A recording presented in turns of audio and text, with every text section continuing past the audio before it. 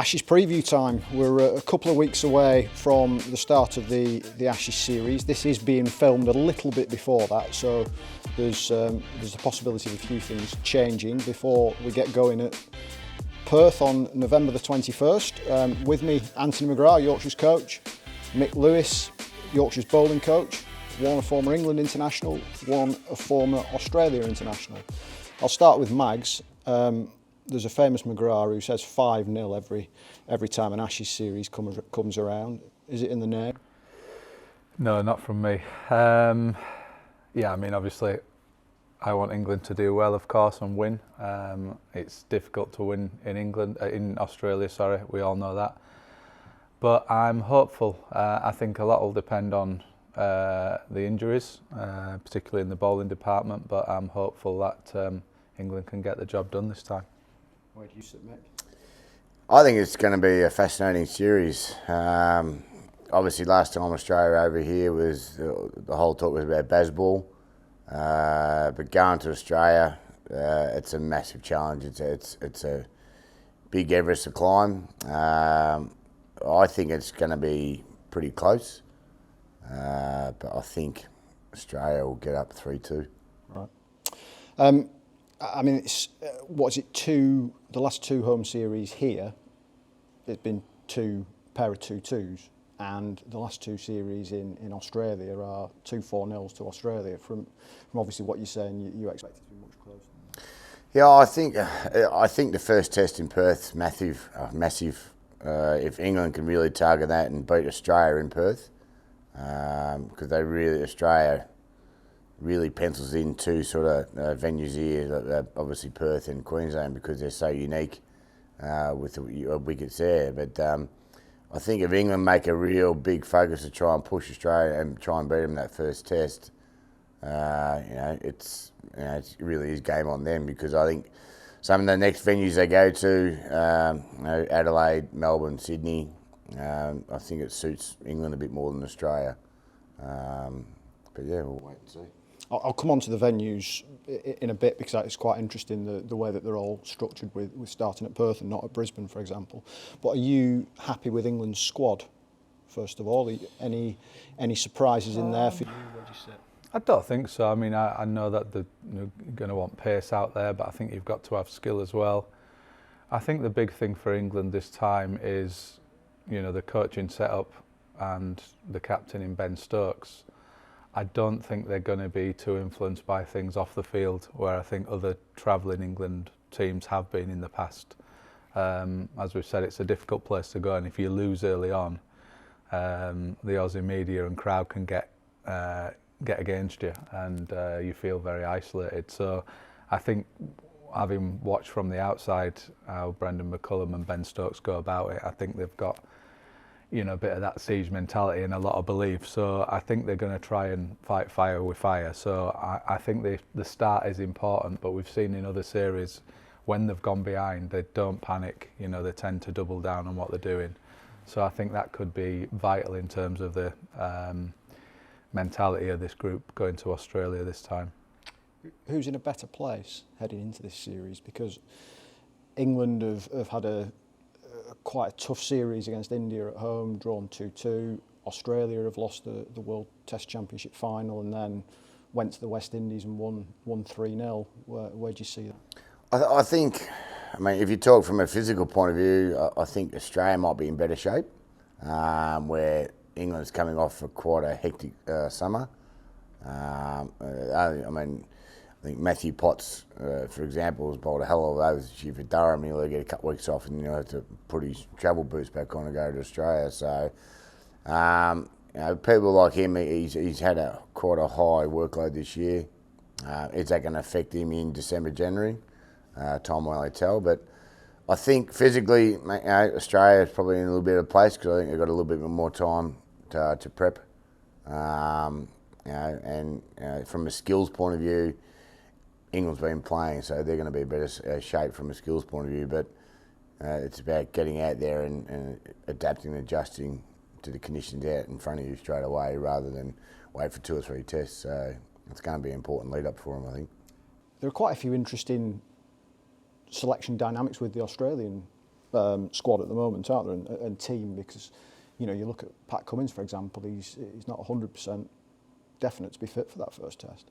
No, he's not, but I think their backup bowler, a bloke called Scotty Boland's not a bad replacement for him. So You would say that, yeah. No, look, I mean, I think Australia's issue is more their top order, their top 3 or 4. I mean, Steve Smith's obviously a lock-in at number 4 for Australia, but I think that top 3 is really open for anyone at the moment. You know, you've got Usman Khawaja. You know, he's been a terrific contributor for Australia, but like, you know, he's a year older this year, and his last time out against England wasn't fruitful for him, I think, from memory. But yeah, even the other opener and the number 3 is sort of up for grabs at the moment. So they've got Australia A games going on at the moment. So anyone who puts their hand up and performs in those, there's a chance to get selected for Australia. Sam Constance is the interesting one, isn't he? Because he's very much a Bazball type player. He is. But the funny thing is, when he came in and did that against Bumrah last year, everyone was like, he doesn't really do that. So that's obviously something he decided to do the way he was going to go about it. And to his credit, he stuck to it. And I think the next couple of Shield games he tried to do the same thing, and it didn't work out for him. But he's a young kid. He's got to find his way. He'll find his method and the best way to succeed and score. So whether that's continue to do it that way, I mean, there's been plenty of people like who have played like it before, like Verena Sandweg, Michael Slater, so it's to name a few, but you know, he'll find his way, he'll find his method. They've been kind to us, haven't they? Scheduling the first test at Perth and not Brisbane. I think that's what they've done last few tours, haven't they, with everyone. Mick will know better than me, but I mean, traditionally it's not been great for us, has it, the first test in Brisbane over the years watching. So yeah, I think it's a good opportunity to you know, players going over there without any scars as well from previous tours of it, you know, that venue in particular, Optus, which is a fabulous stadium. So it'll be interesting because a lot of emphasis is put on that first test. And you know, with the balance of the squad, there's a few injury kind of debates on each side. And it'll be interesting who comes through and who's fit, because I think that could kind of set the tone for the series on the field. I just talked to you about pink ball because that's the second test at Brisbane. What do you make of the pink ball? I think you've got a few happy memories, haven't you? Starting at Essex, Simon Harmer took 14 wickets in a championship game. Yeah, I mean the balls are contentious out there, and I think the Kookaburra ball, the pink ball, is kind of different to the one we use over here, the lacquers and different kind of things. But you know, Brisbane, I think it'll do a little bit, particularly with a pink ball, so it's going to be interesting. I mean, England have predominantly played on flatter pitches in this country anyway, with a style of play, but I think, and again Mick will know far better than I do, but the pitches have seemed to do more and more the last couple of years in Australia. So yes, it's pace, but I think you need that skillful bowlers as well who don't miss. So them first 2 games in particular will be tricky, I think, for the batters, and I think first innings runs are going to be pivotal, and I think England have struggled with that on previous tours, not getting enough runs on the board and giving the bowlers a chance to bowl that. So I think Brisbane, might be quite tough for the batsmen. When you look at the schedule, Mick, I think the first 3 tests are quite spaced out, actually. I think it takes around about a month for them to play those 3 tests, and then it gets quite busy over Christmas with Melbourne and Sydney. How are you kind of managing England's attack through that? And it'd be quite interesting to get both your views on that, actually. Where would you go? I think the first test especially, you got to pick your best attack, the one that you think can take 20 wickets. And it's almost like, see how we are after that test match. If they're in the dirt for 120 overs, or they're in the dirt for 70 overs, I think the first test is quite pivotal. I'll be picking my best attack, and not only from a pace point of view, but from a skill point of view. I think you go at Perth. I look at Bumrah last year, best of the world, but what he did in Perth last year is controlled his length. He hit that knee roll top of off, I think over 82% of the time, something like that. So it's great to have pace, but as Mag said earlier, you've got to have a bit of skill as well. The big difference for me is, Australia compared to the UK is you've got to fly everywhere, and go from Perth to Brisbane second test. Brisbane's probably about a 5.5 nearly 6-hour plane ride, I think, from memory. I haven't done it too often. So that's, you're taking 2 days out there of travel, really.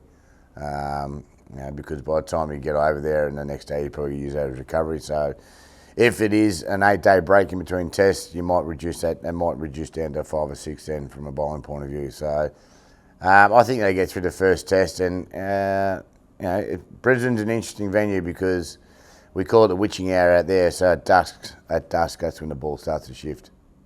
Really, and I think Australia's last couple of years have got their tactics right about declaring at certain times to take the most effective time to declare and do the maximum damage.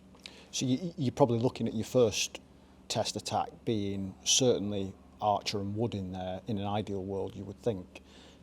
From what Mick's saying, it might not necessarily be the case. Second test, you might be looking elsewhere. Yeah, I think England have got probably the most pace in an Ashes series they've had for a long time. If you add in Tongue in there, Atkinson, Cass, everyone's excited probably to see Wood and Archer together. Ben Stokes is coming back from an injury, so there is options. I think a big win for England would be to have the bowlers available for all 5 tests. That doesn't mean they're playing all 5, because all them guys have got question marks over the injury. So it's how they put their pairings together, really, because when the wickets do get flat, if Wood and Archer are all playing in the same team, who's going to bowl the donkey overs a little bit as well? So it's interesting how they get them together. But I agree with Mick. I think if everyone's fit, I think I'd be surprised if you didn't see Wood and Archer in that first test. But I think it's who's then is the other 1 or 2 along with Stokes, because I might not go with a spinner, for instance, depending on the surfaces. So I think that's going to be fascinating to see how they kind of mix and match them bowlers. But given previous tours, given the history, they've not really had them bowlers available for all 5 tests, so they're going to have to manage that really, really well.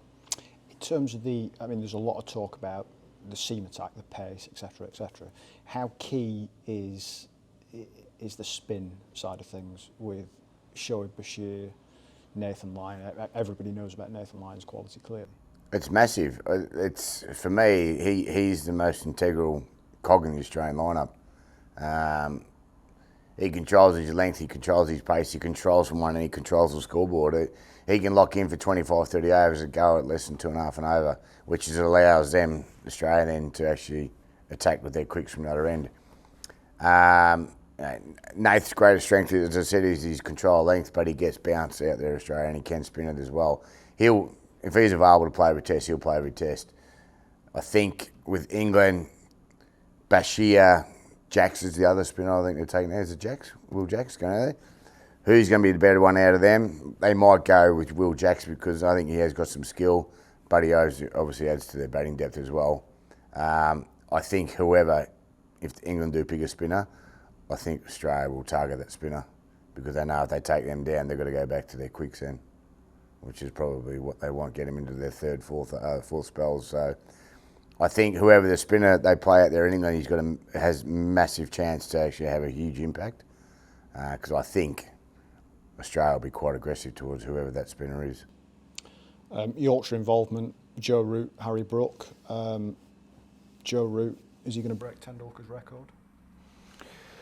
I think so. He's incredible, and I don't need to add what already's been said about Rooty. I think he's be wanting to get that Ashes win away from home and contribute to the series and make a big impact. And I think him and Brookie actually are massive for England because, as I said earlier, the one thing we haven't got is first innings runs. And if you've got a spinner, particularly the England spinners, bowling when you've only got 150, 200 on the board, it is really, really difficult for them young guys. So they'll be wanting to get big first innings score, and that will allow then the spinners to kind of get into the series. Rooty and Brookie are going to be big for England in terms of making an impact in the series. And Brookie, vice captain, how is he ready for that? Has he got all the attributes for that? Well, I think the England management will know more than I will on that, but he's obviously led in the the white ball stuff and done well, and I think they see, you know, that leadership side in him. So I think, you know, if you look at it from that point of view, it gives him more exposure, it gives him more experience being in the leadership group, which then allows him to take that into white ball, because I think they see him as a future Test captain. So yeah, he's done it now for a few series, so I think that was a natural step. If he really gets going in that series, he could take the Aussies apart, couldn't he, Brook? Because the way that he plays, it's just outstanding. Yeah, I mean, his start to international career, you know, the first few games you thought he can't continue this, and he has, against all different attacks, and it's been brilliant to see. So I think everyone's excited to see how the England batting lineup, given they're under you know, Brendan McCullum and Stokes, is to see how they take on the Australian bowlers, because to go to Australia against arguably the best attack for the last few years and be successful, I think that's a real acid test. I think if they do that, then, you know, it's going to be a big feather in England's cap. But you know, Cummins, Stark, Hazelwood and Lyon is going to be a huge challenge. You know, I think we saw it in England, particularly after the first two tests last year. They were quite brutal, and probably the first batting unit that has taken Australia down, particularly at Old Trafford. So they'll be wanting to do that more consistently, but it's going to be a lot tougher in Australia. How much have you enjoyed, I know it's only been brief because they haven't been around a massive amount this summer, but how much have you enjoyed working with Rooty and Brookie?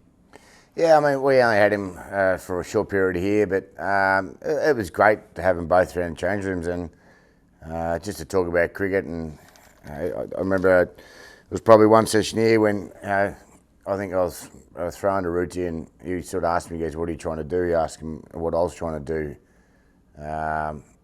You know, and just telling him what I was seeing and what I was trying to do to him.